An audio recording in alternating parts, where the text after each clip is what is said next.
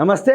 నేను GVSatyanarayana. ఈరోజు మళ్ళీ ఫస్ట్ క్వార్టర్ రిజల్ట్స్ ఏవైతే అయిపోయినాయో వాటిల్లోంచి కొన్ని సెలెక్ట్ చేసి మీకు ప్రతి ఎపిసోడ్కో 3 కంపెనీలను ఎక్స్ప్లెయిన్ చేయడం జరుగుతుంది. ఆ 3 కంపెనీలు ఏవైతే ఉన్నాయో ప్రైసు అవన్నీ మీరు ఎంటర్ అయ్యే టైంలో చూసుకోవాలి.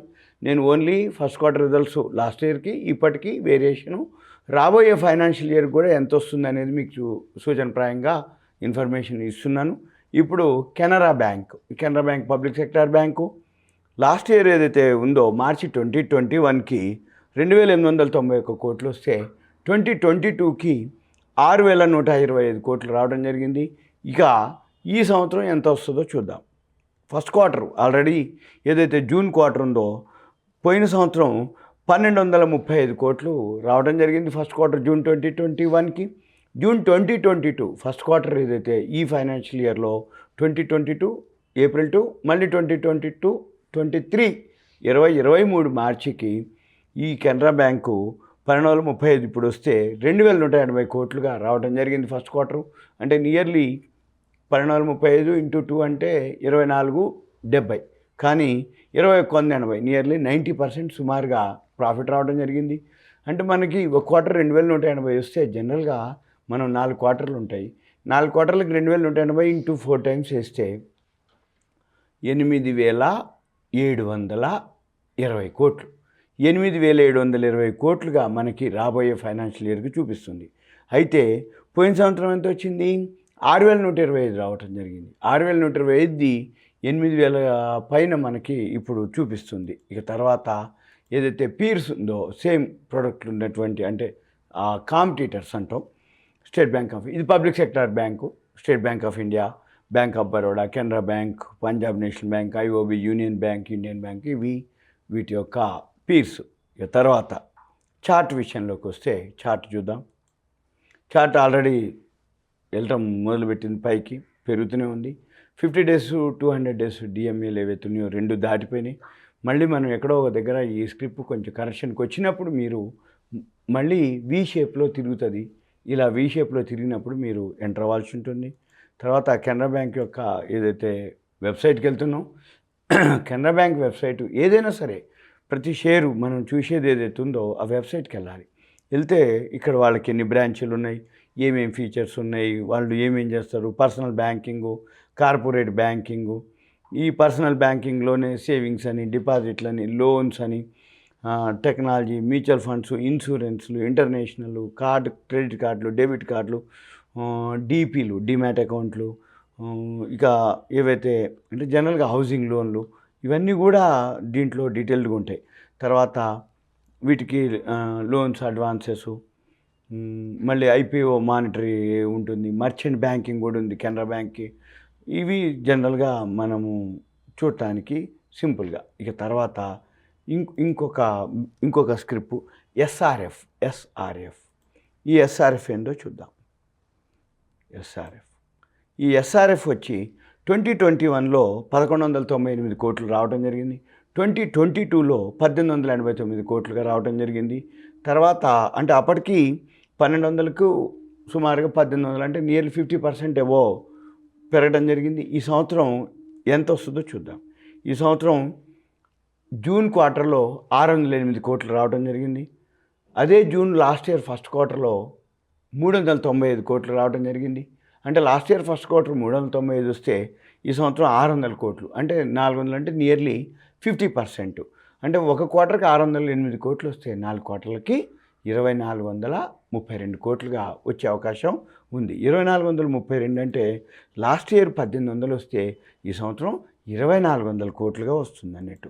పీర్స్ అంటే ఏంటంటే సేమ్ ఏవైతే ప్రోడక్ట్ ఉన్నాయో సేమ్ రిలేటెడ్ ఏవైతే ఉన్నాయో అవి అనమాట. అంటే SRFకి సంబంధించి ఏవైతే ఉన్నాయో గుజరాత్ ఫ్లోరోల్, ఇండే, ఆర్తి ఇండస్ట్రీస్, సోలార్, ఇవి దీపక్ నైట్రేట్, ఇవి చూపిస్తున్నారు. ఓకే, మళ్ళీ మనము చార్ట్కి వెళ్తున్నాం. చార్ట్ ఆల్రెడీ పెరగడం జరిగింది.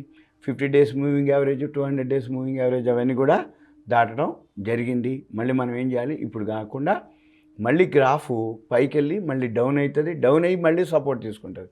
మీరేం చేయాలిగా, ఒక పెన్ను, నోట్బుక్ పెట్టుకొని మనం ఏదైతే ఒక్కొక్క ఎపిసోడ్లో 3 కంపెనీలు ఎక్స్ప్లెయిన్ చేస్తున్నాం ఆ 3 కంపెనీల పేర్లు రాసుకోవాలి. ఫండమెంటల్గా కూడా రాసుకోవచ్చు, వీక్గా అంటే ఫండమెంటల్గా ఓకే. ఇక టెక్నికల్‌గానే ఎంటర్ ఎక్కడ అవ్వాలి, ఎగ్జిట్ ఎక్కడ అవ్వాలి.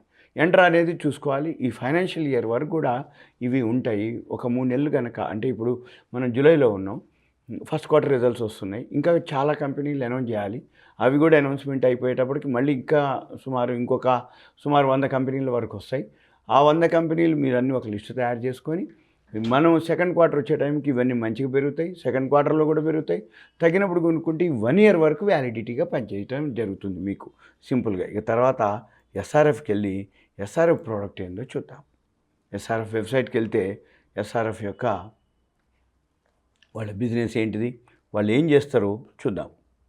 వాళ్ళు fluorochemicals, specialty chemicals, packaging film, technical textiles, coated fabrics, laminated fabrics. ఇది సింపుల్గా ఎస్ఆర్ఎఫ్ యొక్క అంటే కంపెనీ యొక్క ప్రోడక్ట్ అనుకోండి. అంటే స్పెషాలిటీ కెమికల్స్ ఏదైతే ఉందో బాగా ఉన్నటువంటి డిమాండ్ ఉన్నటువంటి అనమాట.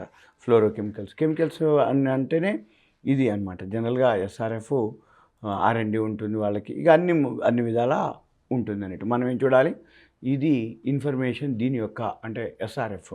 ఇక తర్వాత ఇంకొక company ICICI bank. ICICI bank ఏదైతే ఉందో ప్రైవేట్ సెక్టార్ బ్యాంకులో ఇది ఒక లీడింగ్ బ్యాంక్. ఐసిఐసిఐ గురించి తెలవని వాళ్ళు లేరు. ఐసిఐసిఐ బ్యాంక్ అంటే జనరల్ బ్యాంకింగ్ సెక్టార్లో ప్రైవేట్ బ్యాంకుల్లో హెచ్డిఎఫ్సి బ్యాంక్ తర్వాత సెకండ్ లీడింగ్ వీళ్ళే, ఐసిఐసిఐ బ్యాంకే. చూద్దాం. 2021లో 18,384 కోట్లు రావడం జరిగింది.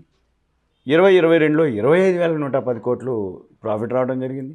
ఇప్పుడు ఏదైతే ఫస్ట్ క్వార్టర్ ఉందో ఫస్ట్ క్వార్టర్లో 7,385 కోట్లుగా ప్రాఫిట్ రావడం జరిగింది.